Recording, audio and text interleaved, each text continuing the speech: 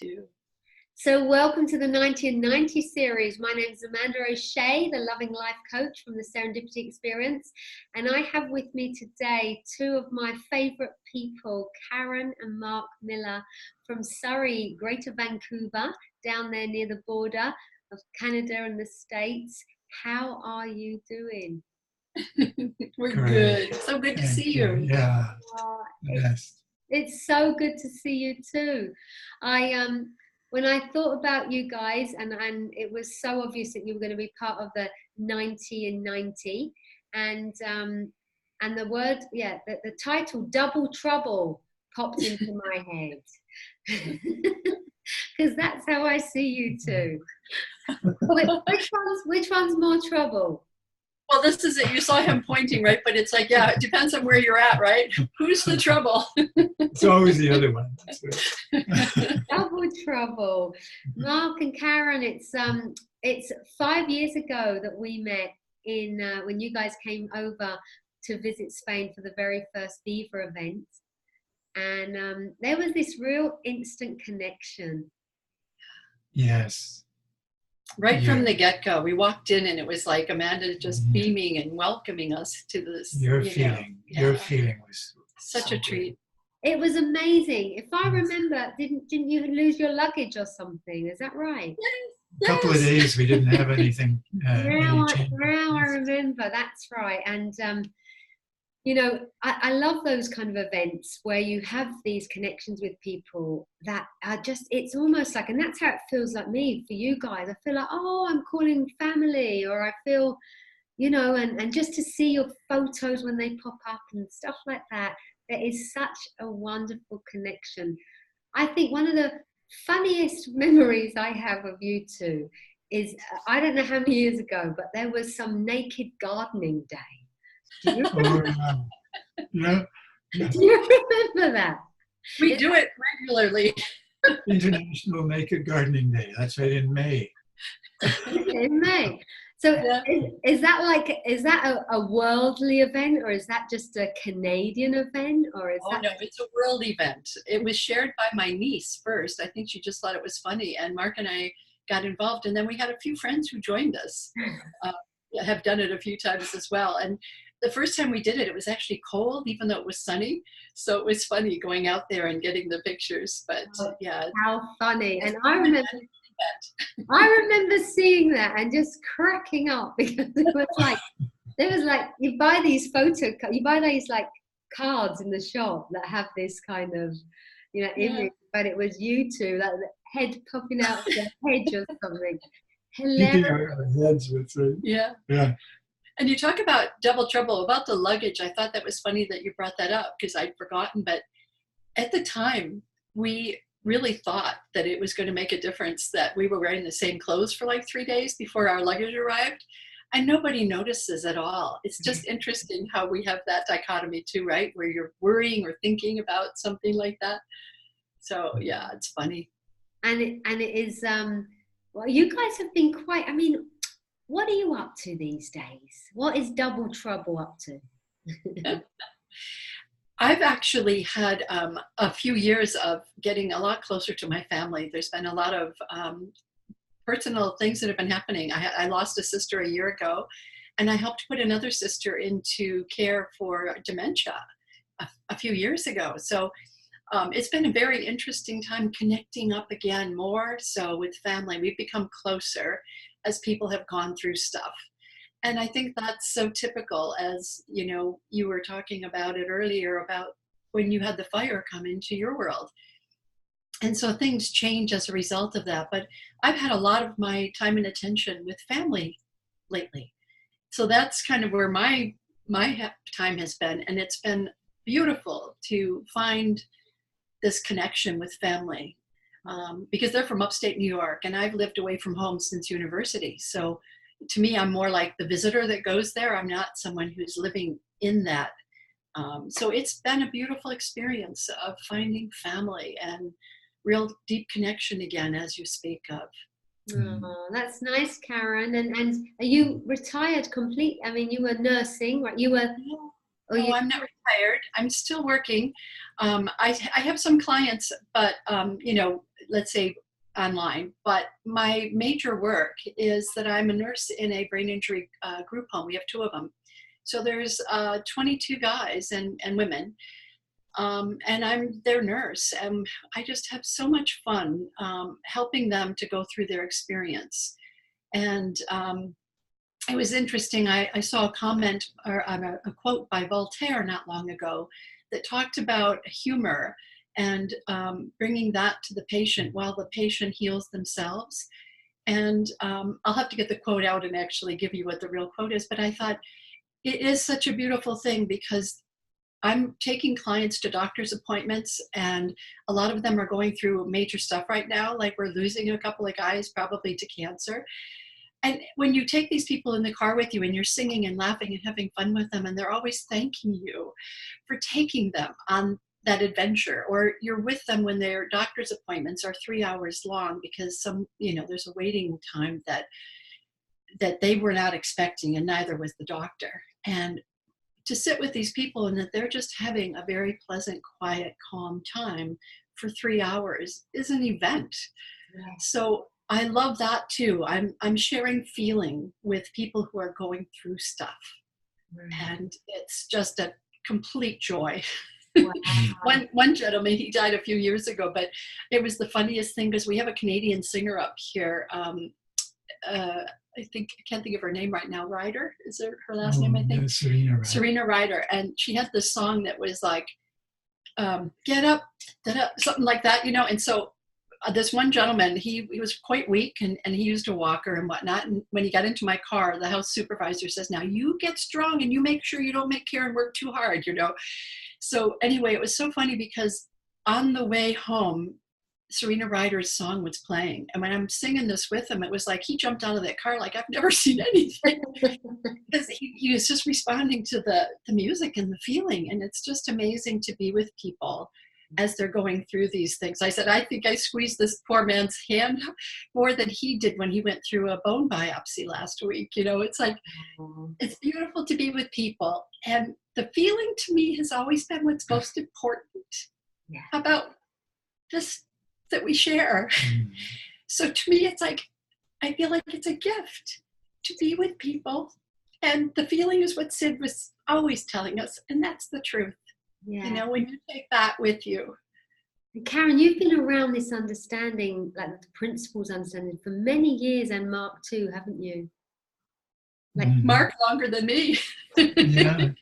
Karen was one of the first nurses. There were about 5 or 6 nurses who really cottoned on to the feeling in the veterans hospitals, in a hospital in Miami, Florida.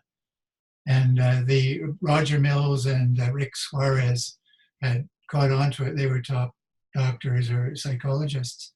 And they'd brought this new understanding to these nurses. And Karen was one of these stressed out nurses on the wards where they were always I didn't know I was stressed out. And stressed out. And they picked up on the feeling majorly, and they started taking it to the patients and had some amazing turnarounds. Yeah, I think Sid was a bit disappointed in the beginning that there were more nurses than people that he was looking for. Karen's always just picked up on that feeling so much. Right. Yeah. It's heart touching. It really is. I get that feeling when I see you two together. Oh, thank you. Yeah. Well, any relationship is up and down, and you're always looking. You always, you have your wishes, and not everything exactly meets what you think a relationship should be in every way. At all times, of course. But if you come back to that feeling, that experience, for me, it was an insight that I had just prior to the Viva first conference 5 years ago. About a year before, I'd had gone to St. Paul for a conference there, and I'd finally, after many years of listening intellectually, really, and not really getting the feeling majorly, like I'd been certainly very reverential of Sid from having met him back in 74 75, early 75, I think I came onto the island. And I knew that he knew the truth, and I picked up on it. And at first, all the doors opened. I was so swept up with the feeling of having found it. And then after a bit, you lose your gratitude for what you've found, and you're trying to listen with your mind and get more, and you're trying and listening to thousands of tapes, and that just isn't it. You've got to look for that feeling inside yourself, or be great. Most of all, grateful, and that seems to be the and at the St. Paul conference, I saw a couple who'd been addicts on the street in Minneapolis, and I could not believe the change in them. And the community in Minneapolis and St. Paul has done incredible things. The policing and the social workers and the psychologists and so on have done incredible things there. And this couple were standing there more poised and sure of what they knew than almost anybody I'd ever seen, and you could see that they'd had a rough time, tattoos and things.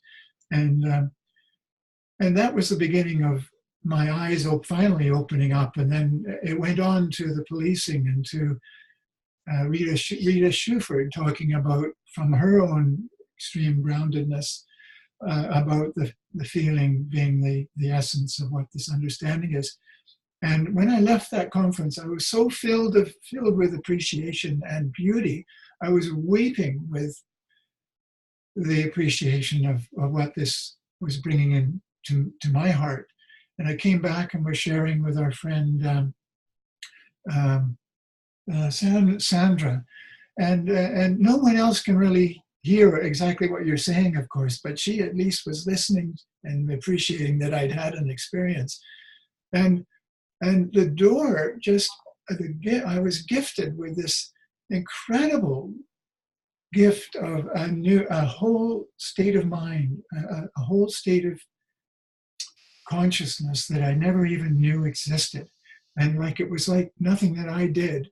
I just shifted into this state of consciousness where it's just a pure, beautiful feeling of connectedness to myself, to what the spiritual mind is behind it before we start thinking. And then I had realized insights about what this, how we come through consciousness and thought and start experiencing. But at first I was just, it didn't matter what I was doing or thinking, it was all taken care of. It was just so connected. And I saw that we can go in and use the personal mind for certain things as much as we like, but that it's way beyond what we know, what we think, on most people's level, on my normal level.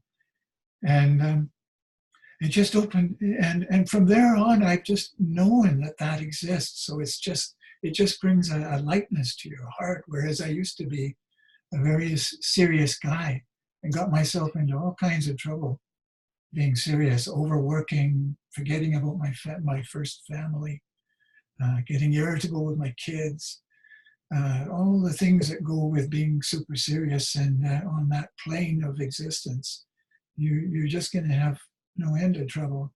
I know it. And now, I know that the answer is in that feeling, as Karen does. And from there, most recently, I was talking in the last year with Harry Durbitsky to recovering addicts down in the down and out east end of Vancouver, downtown, at Main and Hastings. And we would go and talk to the recovering addicts at this kind of respite house. And how gratifying that was, how the answer is really in sharing, is in bringing that love to those people. You just cannot, that feeling. And now I'm looking for more opportunities to do that in our community here or whatever. Oh, what a gift, Mark, for people to have you around. Do you know, I'm so excited to be going down to St. Paul, Minneapolis in May. You know about the Three Principle Recovery and Addiction Conference? Yeah, Harry and Bill are going to be speaking, right? Bill And Pat. me too, me And too. Yeah, I'm going to be speaking on the panel with Joe Bailey about the health of the helper and bringing one of my clients with me. So wow. yeah, I wonder if we might catch up over there somewhere. I'd like to go to that. We haven't got a notification of it yet. I don't know if they're sending it out. Just coming out, we think about, you know, it was November the 15th, 16th, 17th, that sort of, you know, that sort of time. So this weekend, that it was the plan. So as Yeah. soon as it's all up and running, which it kind of is now, just a couple more days, then tickets will be on sale, and I think it's going to be super special. And I'm in charge of the fun committee. Oh, do you need money? I'll put in money. Did she say fun or Oh, fun? Yeah, Fun. he's thinking money. Fun. He's in his serious mode. Fun. That makes me laugh. The serious man who's now running naked around the garden, hey? Who'd have thought it? Who's our friend in Scotland? She zeroed right in on the bush to see if I was actually wearing anything. And I was wearing my swim trunks. That's hilarious. I mean, you know, since 1975 or so, Mark, that's incredible.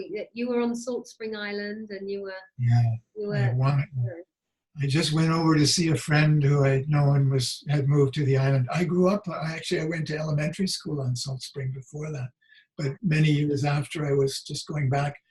And he was, would you believe, working with Linda Quiring's husband, Bill Gadu. And I told him how much I was yearning for more meaning that I couldn't find in university or traveling around the world for years, and how much I wanted something more meaningful. I was ready to go to a monastery. And he said he knew somebody who knew a newly enlightened man. And when I met Sid, I knew he knew what he was talking the truth. And I called the BC Forest Service, who I was due to go and work for the summer before. And I told them I'd met an enlightened man. I couldn't turn up for the summer job. I'm busy at the moment with the enlightening experience. Mm-hmm. And where did you guys meet then? Did you meet through this community? Yeah, which is interesting because I was living in Hawaii and Mark was in Canada, and we both went to a conference down in California that was initially it was like a couple of days that was Sid Banks, and then there was a continuation for professionals after that. So it was like an elongated weekend. Mark was there for the first half, and that's where we kind of met. And yeah, you never know, right? And then in Hawaii, I just think this is interesting too, because both Susukora, Christine Heath, and myself, when we went over and started the Hawaii Counseling and Education Center, we were all single women, and we all found our men while we were in Hawaii, whether or not that has anything to do with it. We were living in Hawaii when we found our guys. I'm going to go to Hawaii. Yeah. You have all kinds of guys, I'm sure. I think it's all about the aloha feeling. You got it. You just wait your time. It'll come. I'm booking my ticket as soon as we're finished. It's lovely to see. I'm going to be speaking with Rudy soon, who's in Hawaii now. Rudy Bernard, who's over there. So yeah, very, very shortly. I look forward to that.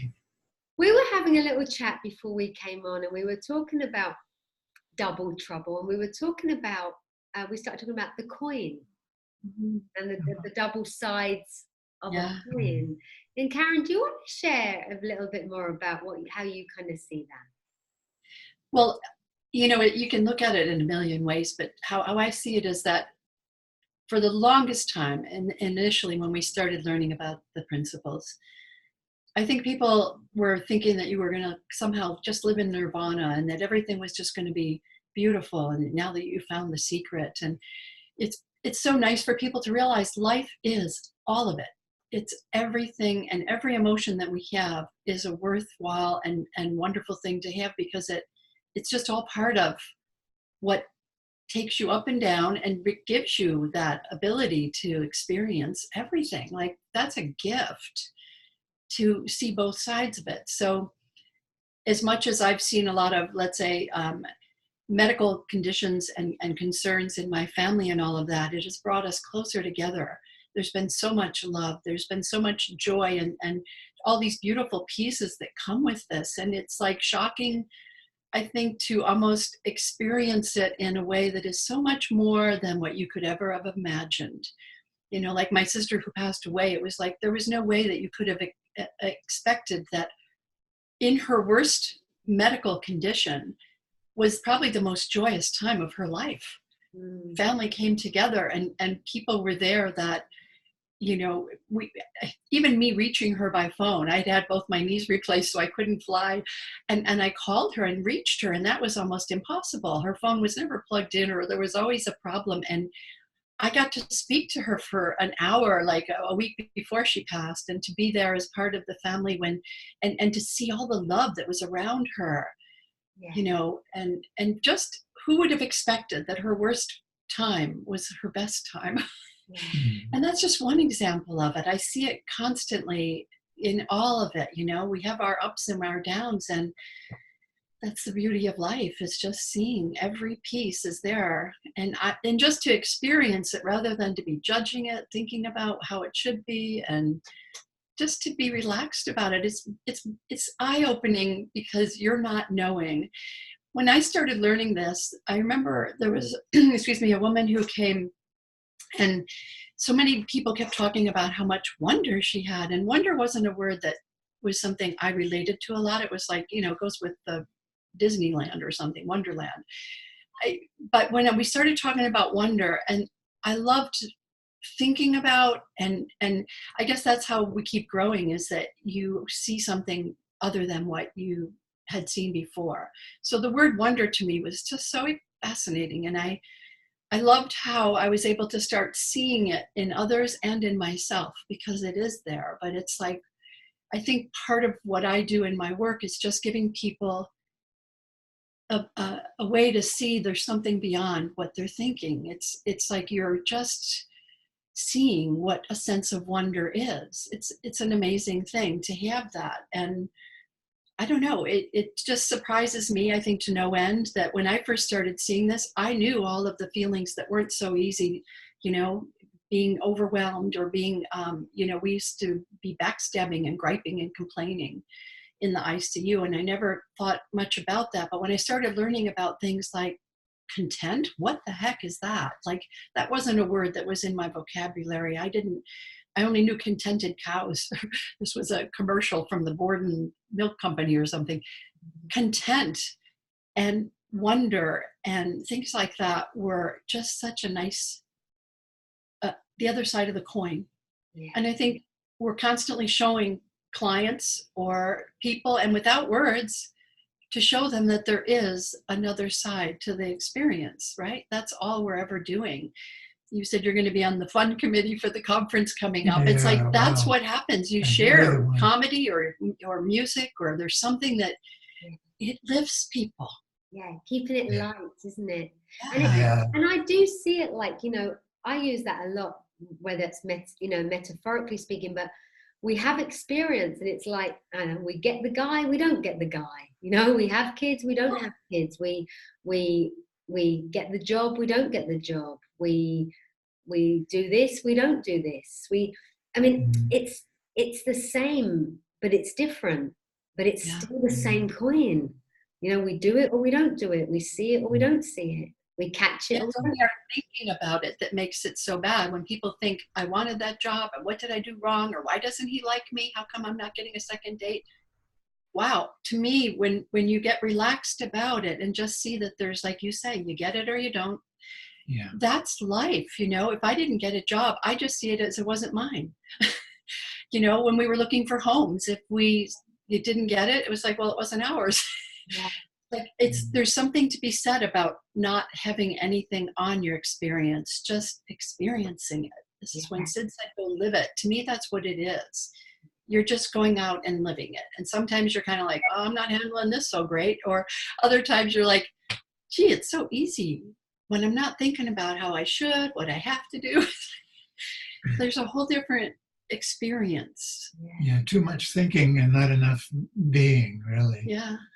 That's And right. We should just stop it. Stop this Yeah. thinking, malarkey. But we There can't was stop it. So we have to just understand it, right? there was a lady who wrote a book yeah, called feeling. Understanding. Her name was Jane Nelson. And one of the stories I loved in there was she talked about Princess Bee and Princess Do. And it's like most of us are going around doing rather than just being. Yeah. And it was just one of those beautiful examples. It's Yeah. not about understanding. I haven't read that one or seen that one or heard about it.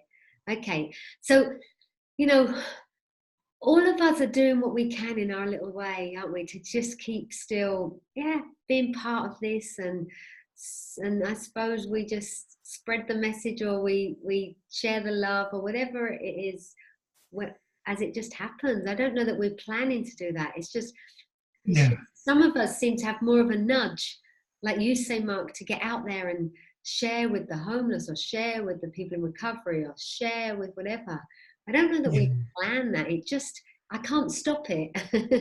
yeah. You are who you are. I'm a property manager of still a full-time property manager in rental properties all around Greater Vancouver, and I have lots of opportunities to share with people as to how I treat them and how I understand what goes on. Of course, many things happen in rental Yeah. whole industry, and so we just by doing our normal work. You don't have to be in Exactly. drug counseling specifically. It's just you just want so much to share. You love that feeling. It's so beneficial to not only the sharer and the shared, shared That's the with. being in service, isn't it? That's the, Yeah, yeah, things don't mean anything, or, you hear those sort of sayings, things don't mean anything until you give them away, yeah, or we don't fully experience something until we've given it away. And I think that's what's so beautiful, even, with the 12-step program, is that step 12, it's in service. yeah, And that's what I see, that we're very much in service. yeah, yeah. So I am super excited then that I'm coming over your way, really, even though I know that St. Paul is, or Minneapolis or Minnesota's not neighboring to you, but I feel I'm closer to you there than I am right here, right now. So I'm going to, if you guys aren't at the conference, I think you probably will be, but if not, I'm going to come find you. Can you come out to the coast too? I would love to. Let's make that happen. Yeah, let's make it happen. We'd love to. Yeah, let's make that happen. And I would love to. I love Vancouver. When I was working on the cruise ships, Vancouver was our turnaround port for Alaskan cruising. Oh, So wow. I spent a lot of time there with very fond memories of Vancouver, and the beautiful parks, and going up to Whistler, and Yeah, of course sailing away from Vancouver, either going up to Alaska, or then when we were going back down to the Caribbean, we would leave Vancouver and go heading down towards the Panama Canal. I didn't realize you did that. Yeah, I did that for a few years on my travels, when I was also searching and seeking. And I nearly ran away to the monastery or the nunnery. Wow. Wow. But Cool. it was the same thing, Mark. I think I always knew there was something I didn't quite know, but searching and seeking, looking for my soulmate, looking for the answers, looking for something. And for me, that's why, coming across what I was introduced to via Jack Pransky, that's how I came across it. Just all slotted into place, and all the boxes were ticked for me, and it's been beautiful ever since. It really has. So what a lovely conversation. And we might have made our record. This might be the longest conversation in the 1990, and that would be just perfect if it's with Double Trouble. Well, we doubled it up. Oh, you're the best, Amanda. Oh, bless you. And I think you're the best too. So now look at us. We're all the best. We're all the best. Yeah. Even these wayward politicians and people having all this seriousness, all these odd things. And going even on. when we can't do it right and we're just not If in good only. mood, we're still the best. If only we all could just settle down and enjoy our humanity, our beingness, Yeah. without thinking it has to be from the outside. I know. And there's such innocence, isn't there? Because somebody should have told us. Yeah. Well, our parents did the best they could. That's right. And now we're doing the best that we can, and our children will do the best that they can, and the show goes on. The show goes on. So what a lovely, lovely, lovely chat with you guys. Thank you both. Thank you everybody who's watching and listening. It's a cheerio from sunny Spain. And I don't know what it's like over there where you guys are today. How is it over there? It's quite lovely. Very nice, yeah. The fall leaves are still, some of them are still coming down. Most of them are down now. And a sunny day. Yeah, we put our backyard and our front yard to bed now for the winter. We finally got that done. Yeah. Good stuff. So you can relax a little bit and enjoy, maybe, if those words come into your vocabulary. So, guys, lots of love to you, and we'll see you soon, and we'll speak soon. See you real soon. Yes. Mwah. Lots of love to you. You hold a very special place in my heart, both of you. So, And ours too. We feel connected. And you. Thank you for being part of the 1990. Bye-bye, lovelies. Bye. Thank you, everybody. Bye-bye.